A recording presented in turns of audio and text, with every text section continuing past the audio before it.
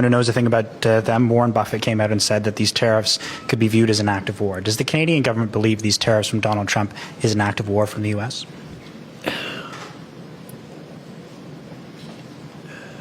Canadians are not angry at the American people for this. We don't have anything against Americans. Americans are our neighbors, our friends, our partners. We do things together. We've done things together for decades and generations. This is a policy decision by the American government designed to go after the Canadian economy. This is a trade war, yes. But Canadians are hurt. Canadians are angry. We're going to choose to not go on vacation in Florida or Old Orchard Beach or wherever. We're going to choose to try to buy Canadian products and forego bourbon and other classic American products. And yeah, we're probably going to keep booing the American anthem. But let me tell Americans, we're not booing you. We're not booing your teams. We're not booing your players. We're booing a policy that is designed to hurt us. And we're insulted. And we're angry. But we're Canadian, which means we're going to stand up for each other. We're going to fight. And we're going to win. I really quickly want to touch on something because I know that many of you prepared for today's hearing by making sure that you got a little bit of information about immigrants and crime in your cities. Let me ask each of the mayors, just yes or no, have any of you been made aware of any immigrant that has had 34 felony convictions that has still been able to roam around in your cities? Anyone? No, ma'am. 34 felony convictions. No, from the immigrants. Anybody? I'm not aware. Oh, okay. Okay. I'm just curious because we are so concerned about crime, and I know that my Republican colleagues would never want anybody with 34 felony convictions roaming around because that could be a danger to the community, but I will move on. I'd like to seek unanimous consent to enter into the record this article, and I'll do this as a survivor of sexual violence myself. This is from Courts, March 2018. Without objection, so ordered. Data from Texas shows that U.S.-born Without objection, so ordered. We've put it in the record. I haven't entered it. You have what? Mr. Chair, can I have several articles. I need to enter them. Let me just go ahead with what the articles are. What they speak to. What's the next article? Let me proceed.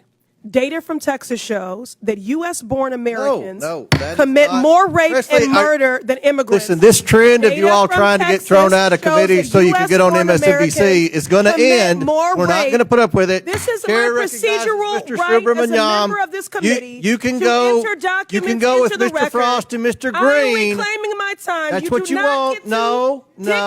dictate Ms. Pressley, how I've been I very. recite the I have articles been very for the accommodating record. to you, Mr. Subramaniam. And I take particular umbrage as a survivor of sexual violence. I will enter into the record. This is my right.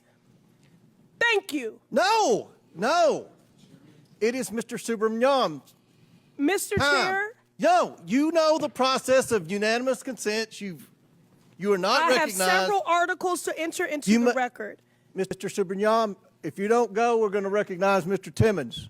Their leaders have literally said in his cabinet, we want to traumatize them, traumatize you, so that you can't fight back.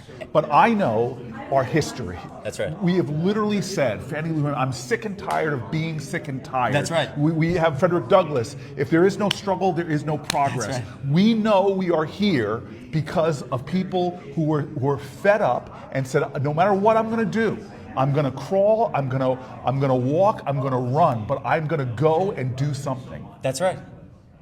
Now I'm ready to run through a brick wall. Let's do it. Let's get it done. Let's do it. I appreciate you, Senator Booker. Seriously, Thank you very so much. Thank If you want to run, though, shave your head. Less wind resistance. Less wind resistance. It's all about the timing, right? Yes. I'll lose time. Yes. Senator Booker, All right. seriously, thank you so much. I really appreciate it. Let's keep doing this. Yeah, I'm in. Yes. Yeah, I'm okay. 100%. Thank you. I appreciate it. Republicans jump into action after someone has the guts to stand up and call BS. Less than 24 hours later, and here they are on the floor with an emergency censure to soothe Donald Trump's fragile ego. I have never seen them leap into action so fast in my life. It was overnight. Meanwhile, their own voters are getting hurt by this administration and its radio silence. They can't even be bothered to lift a finger to do a town hall.